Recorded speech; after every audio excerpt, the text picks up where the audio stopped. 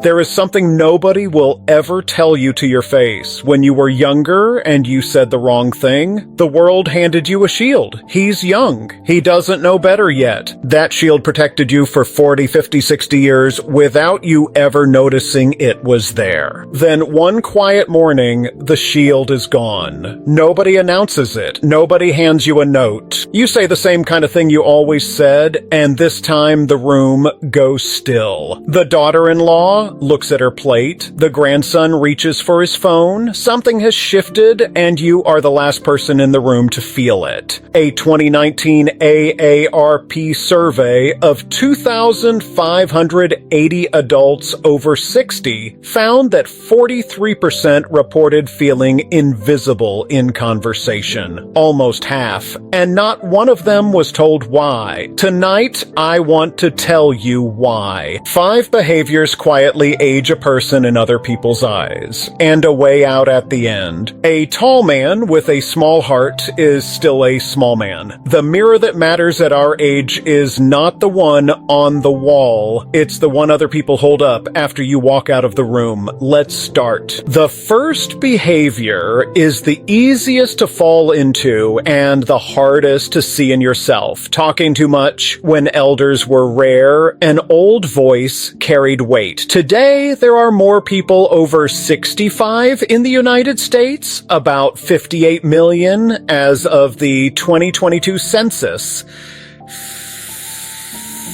Than ever in history. The voice that used to be rare is now everywhere. And when something is everywhere, people stop listening. Picture a dinner table. 8 people, 3 generations. One person has been talking for 11 minutes without pause. He's circling back to make a small point land. The younger ones have stopped making eye contact. A granddaughter excuses herself to the bathroom and stays gone a little too long. He doesn't notice. He never does. The room always does. There are 3 kinds of talking that quietly destroy how people see you, and I want to name them all. The first is nagging. From your side, it feels like love. I just want what's best for them. From their side, it is a slow, steady drip of disapproval. The more you nag, the less they call. You wanted closeness. The nagging built the wall. The second is repetition. This one is heartbreaking because it usually comes from people who suffered. A bad marriage, a betrayal 30 years ago. The pain was real. But when the story is told at every dinner, every call, every holiday, your own children begin to flinch. They have already grieved it with you. You are asking them to feel the wound one more time. Eventually, they protect themselves. 3 ways we talk ourselves out of love: the nag, the replay, and the phrase, back in my day. Each one of these starts as care. Each one of them ends as distance. Notice which one lives most often on your own lips this week. The third is the phrase that ages a person faster than any wrinkle. Back in my day. When I was your age. You young people just don't understand. Write those phrases down and put them in a drawer. Every time those words leave your mouth, the person across from you hears something you didn't mean. You meant, I have experience that could help.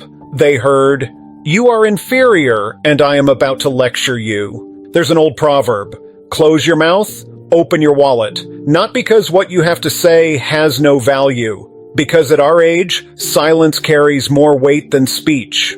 A beautiful person doesn't announce what's inside them. It shows on its own. One commenter on a recent video about aging said it better than I could. The older I get, the more I realize a closed mouth is sometimes the loudest dignity I own. The second behavior is the most common and the most invisible to the person doing it. Bragging. When I meet someone who brags constantly about the house, the car, the children, the old job title, the famous person they once shook hands with, I have learned something over the years. Something I want you to see, because once you see it, you can never unsee it. The people who brag the most are almost always the people who have the least. I don't mean the least money, I mean the least inside, the least peace, the least security, the least of whatever it is they are trying to prove. The trophy is shined up. The trophy case is empty. Think about it. When you meet a man who is truly accomplished, what do you notice? He doesn't bring it up. He doesn't have to. His life speaks for him. The way he listens, the way he treats the waiter, the way he asks about your family before mentioning his own. The accomplishment leaks out without him pouring it. But the chronic bragger, look closely at the life behind the words. Not at the words, at the life. And you will find almost every single time something hollow underneath. A psychological term for this is compensatory self-enhancement. The louder the announcement, the deeper the doubt it is trying to cover. All polish, no substance. The fruit looks beautiful on the outside. You bite in, and there is nothing there. Keep this one somewhere, you'll see it. The richest people I have ever known never had to mention being rich. The wisest never had to mention being wise. Why does the bragging happen? Because somewhere inside, the person knows. They know there isn't enough on the inside to speak for itself, so they have to speak for it. Loudly, constantly, to anyone who will listen. Bragging is not strength. Bragging is the sound of a person covering a leak. And the saddest version of this, the one I most want grandparents listening tonight to hear, is bragging about your children. Of the 3 things you should never brag about, your spouse, your money, your children, the worst is your children. Because your friend smiling and nodding across the table may be lying awake every night about his child, the one who is struggling, the one he doesn't talk about because the pain is too fresh. Bragging about your child in front of a parent in quiet pain is like bragging about your health in front of someone in a hospital bed. If you must brag, and I understand the pride, save it for the one safe room, your spouse. That's it. That's the only place where pride does no damage. The third behavior is harder to see than the first 2, because it doesn't happen on your lips. It happens behind your eyes, judging people before you know them. There is an old story I want to retell, borrowed from a Native American tradition and bent slightly to fit what I want to say. Every person, the story goes, carries 3 animals inside them, 2 wolves and 1 owl. The first wolf is named Assumption. This wolf looks at a young man covered in tattoos and decides what kind of person he is before the young man says a single word. This wolf looks at a woman in expensive clothes and decides she is shallow. Assumption never asks. Assumption already knows. The second wolf is named Bias. Bias is older and more dangerous. Bias has been fed for 60, 70 years. Bias says, people from that part of town are all like this. People who voted that way are all the same. Bias doesn't look at the person standing in front of you. Bias looks at a category and stuffs the person into the category whether they fit or not. Both wolves live inside every one of us. You cannot kill them. Anyone who claims to have no assumptions, no biases, is lying to themselves first and to you second. Psychologists call this implicit bias. And a 2017 meta-analysis of over 200 studies confirmed that nearly every adult tested carries it, regardless of education or intent. 2 wolves, 1 owl. Assumption decides before the person speaks. Bias decides before the person walks in. The owl, the one we have to feed deliberately, waits, looks, and asks one more question before it concludes. Tonight, before you go to bed, ask yourself which animal you fed most often this week. But there is a third animal, the owl. The owl is named Witness. The owl does only one thing. The owl looks. The owl actually looks at the person standing in front of you, in this moment, with this face, with this story you have not yet heard. The owl asks before it answers. The owl says, I do not know this person yet. Let me find out. Here is what nobody told us. The older you get, the louder the wolves become, and the quieter the owl gets. Unless you fight for it.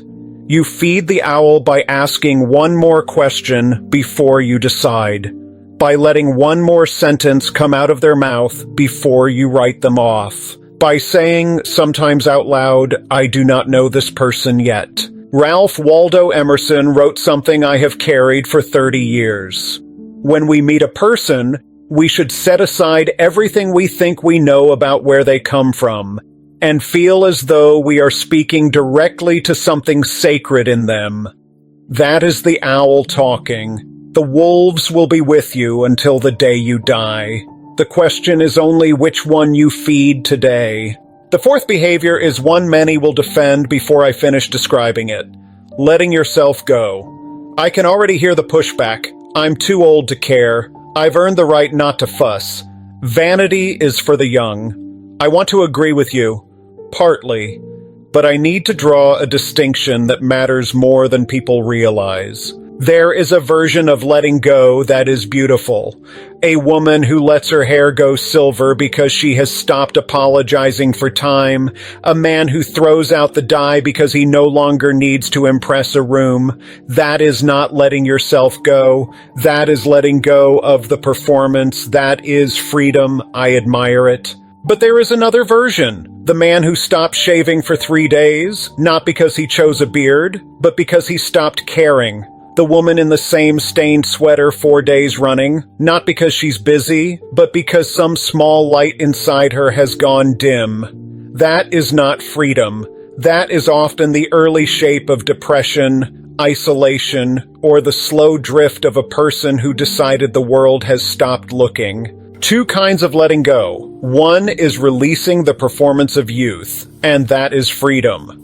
2 is releasing the care of yourself, and that is fading. Know which one you are doing this morning when you look in the mirror. The difference between the 2 is the whole second half of your life. The world does still look. Your grandchildren look. Your daughter-in-law looks. The young woman at the bank who decides whether you get a smile or a sigh, she looks.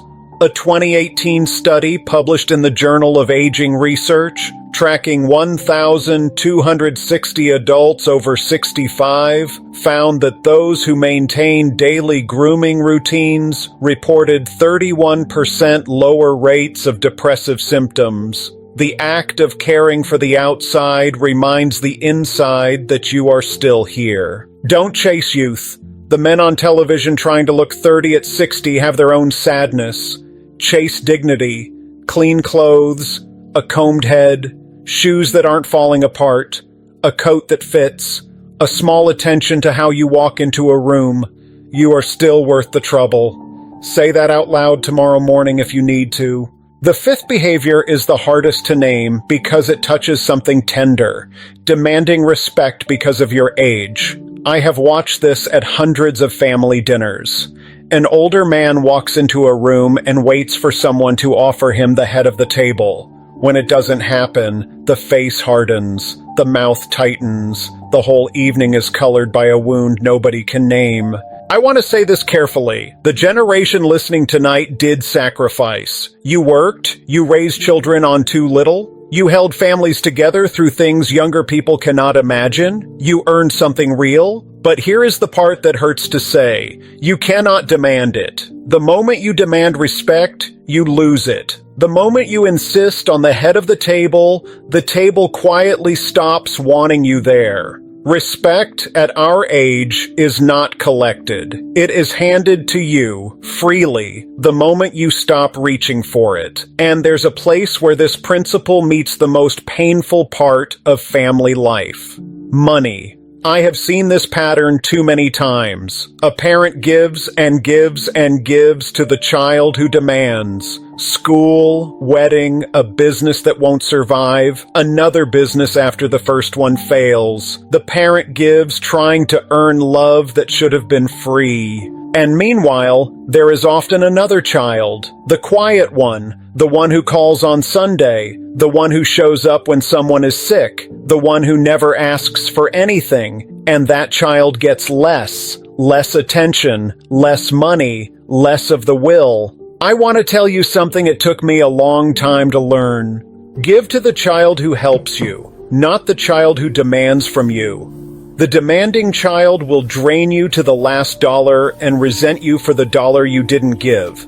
The helping child will love you whether you give them anything or not. That is exactly why they deserve more. The same principle applies to respect itself. The people who demand it never get it. The people who quietly earn it cannot stop receiving it. There's an old line worth remembering. Behave like an adult, and you become an elder.